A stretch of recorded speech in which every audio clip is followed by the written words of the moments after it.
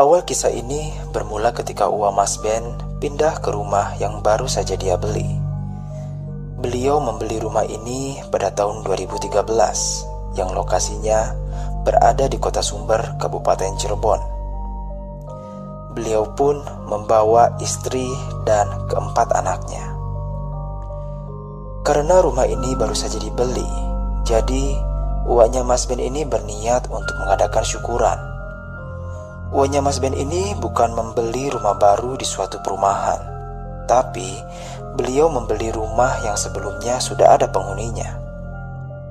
Jadi uaknya ini adalah keluarga kedua yang menghuni rumah tersebut. Uaknya Mas Ben ini pun mengundang keluarga besarnya dan beberapa tetangga untuk menghadiri syukuran yang waktu itu dilakukan ba'da sholat Jumat. Pada saat itu suasana sangatlah hangat. Rasa sukacita menyelimuti rumah baru yang dihuni oleh keluarga uaknya Mas Ben. Semua keluarga dan tetangga saling mengucapkan selamat kepada beliau. Namun, rasa sukacita itu berubah seketika ketika sekitar pukul 1.30 siang, persis di depan rumah, tiba-tiba terjadi sebuah kecelakaan tunggal. Kecelakaan ini dialami oleh seorang laki-laki pengendara motor yang tidak tahu kenapa tiba-tiba dia menabrak lampu penerangan jalan yang lampu itu berada tepat persis di depan rumah. Sontak suasana langsung tegang. Semua orang di sana pun kaget dengan kejadian itu. Kebetulan di rumah uaknya Mas Ben ini masih banyak orang, karena saat kecelakaan itu terjadi, pas banget acara syukuran itu baru saja selesai. Pengendara motor tersebut pun tewas di tempat, mungkin karena saking kerasnya benturan. Warga sekitar akhirnya mencoba membantu korban dan beberapa menghubungi ambulans. Selayaknya apabila ada kecelakaan, pihak kepolisian pun datang untuk mengkelirkan sekitaran TKP. Setelah kejadian kecelakaan itu, malamnya suasana berasa sangat sepi, sunyi, dan dingin. Posisi rumah uaknya Mas Ben ini di pinggir jalan besar yang seharusnya banyak motor atau mobil lewat. Tapi malam itu sangat sepi. Mungkin karena baru ada kecelakaan tadi siang, atau memang udara di sana biasa dingin karena dekat dengan perbukitan. Begitu pikir uak Mas Ben awalnya. Jadi kalau digambarkan, posisi rumahnya ini adalah rumah terakhir dan berada di ujung jalan. Jadi di sebelah kiri rumahnya uaknya Mas Ben ini sudah tidak ada tetangga, melainkan hutan jati dan beberapa pohon-pohon juga semak belukar. Begitupun di bagian belakang rumah uaknya Mas Ben. Di seberang jalan ada sebuah warung yang nyatu dengan rumah.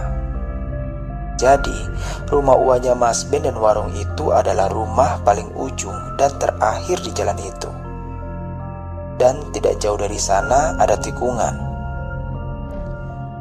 Di sebelah warung itu juga ada lahan kosong dan di situ ada pohon beringin yang sangat besar. Tidak jauh dari lokasi rumah uaknya Mas Ben, ada semacam petilasan juga yang katanya di dalamnya ada empang atau kalau orang sekitar biasa menyebutnya balong. Mungkin yang orang Cirebon bisa menebak lokasi ini ada di mana. Keluarga uaknya Mas Ben ini pun mencoba untuk bersikap biasa saja, karena yang namanya kecelakaan itu merupakan hal yang biasa dan semua orang pun bisa mengalaminya. Tapi sebagaimanapun mereka bersikap biasa, tetap saja rasa takut ada di dalam diri mereka. Dan benar saja kejadian.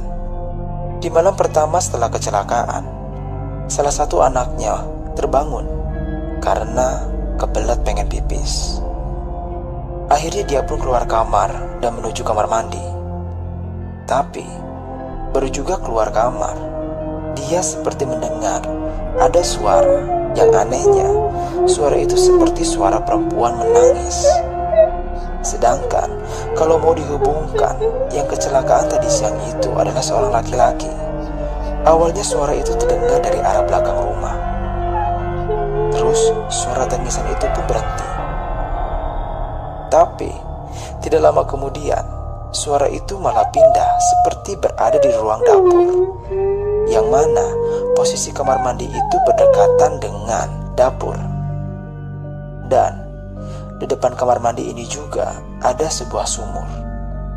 Alhasil, anaknya Uwa ini mengurungkan niatnya buat pipis pada saat itu dan kembali ke kamarnya. Pagi harinya dia pun cerita tuh apa yang dialaminya tadi malam sama orang tua atau sama uanya Mas Ben. Dan uanya Mas Ben pun mencoba untuk menenangkan dia. Uanya Mas Ben mencoba untuk memberikan alasan yang masuk logika. Tapi kejadian ini tidak terjadi hanya pada malam itu saja. Di malam kedua, suara perempuan menangis ini masih terdengar. Dan posisinya sama. Mulai dari belakang rumah, kemudian terus pindah ke bagian dapur. Nah, di malam keempat, sebetulnya kejadiannya nggak tengah malam juga. Pada saat itu masih sore, mungkin sekitar jam 8. Salah satu anaknya Uwa ini mau ke dapur buat menyimpan piring. Tapi pas masuk ruang dapur, entah kenapa suhu di ruangan itu jadi lebih dingin dan lembab, gak kayak ruangan yang lain. Dan ketika mau menyimpan piring di rak, tiba-tiba bulu kuduk langsung merinding. Dan di ujung mata terlihat seperti ada sesosok putih yang sedang memperhatikan. Sosoknya sih memang tidak terlalu jelas. Jadi wujudnya itu samar kayak bayangan gitu, tapi warnanya putih.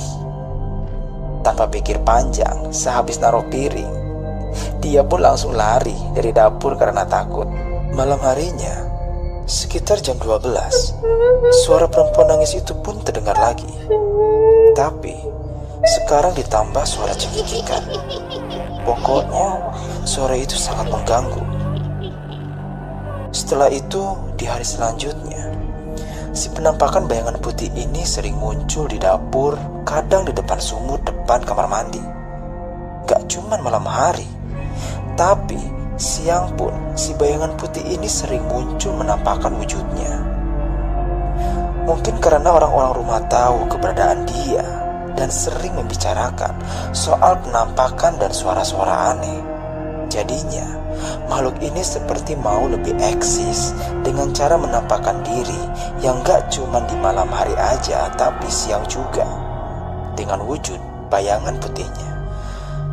Puncaknya itu di hari ke-7 setelah kejadian kecelakaan tunggal pada hari Jumat minggu lalu, di mana saat itu anak bungsu dari uaknya Mas Ben ini mau ke kamar mandi. Kejadiannya sekitar jam 11 malam.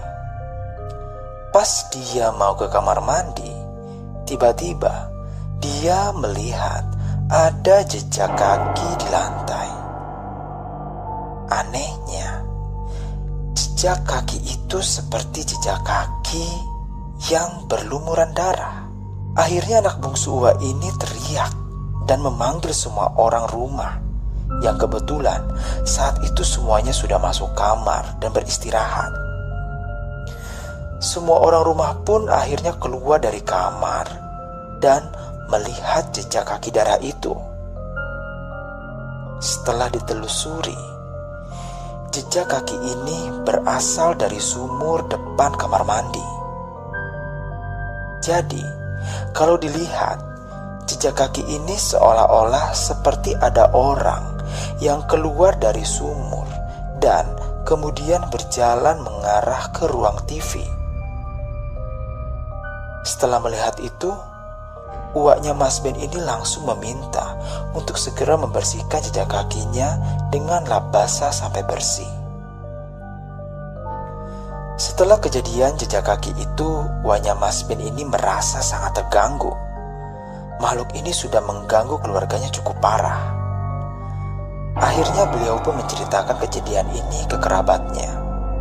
Demi keselamatan dan ketenangan keluarga uaknya Mas Ben ini, akhirnya disarankan untuk diadakan pengajian rutin selama 1 minggu di rumah setelah sholat Isya.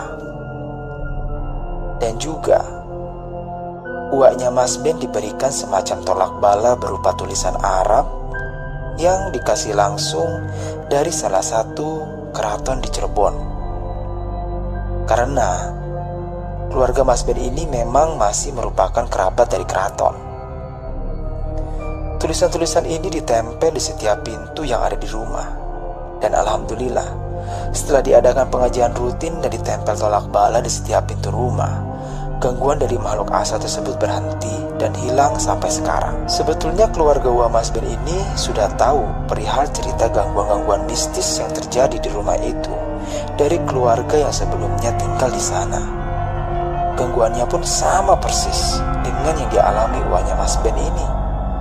Sampai penghuni terdahulu pun sudah melakukan pengajian di rumahnya. Tapi gangguan tetap masih ada. Memang karena alasan jarak sekolah dan tempat kerja yang dekat dengan rumah tersebut, alhasil tidak ada pilihan lain untuk uaknya Mas Ben untuk tetap membeli rumah tersebut. Awalnya, uaknya Mas Ben berpikir kalau gangguan-gangguan itu mungkin saja tidak terjadi dengan keluarga mereka. Tapi ternyata sama saja.